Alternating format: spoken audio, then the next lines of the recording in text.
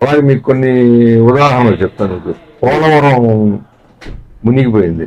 పోలవరం ఇక్కడికి ఎంత దూరం, కొన్ని వందల కిలోమీటర్ల దూరంలో ఉన్న పోలవరం.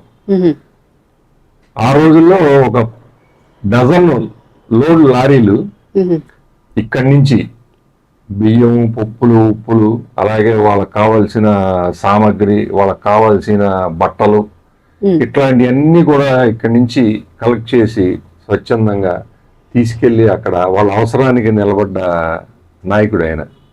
అలాగే అనేకమైన, ఇప్పుడు మన విజయవాడలో బుడమేరు ఉంది, మరి మీకు తెలుసో తెలీదు, ప్రతి సంవత్సరం వరద వచ్చి ఆ రైల్వే ట్రాక్ అవతల మొత్తం మునిగిపోయాయి. వారం 10 రోజులు అక్కడే ఉండేవాడు ఆయన. ఆయనతో పాటు మేమందరం కూడా అక్కడే ఉండేవాళ్ళం,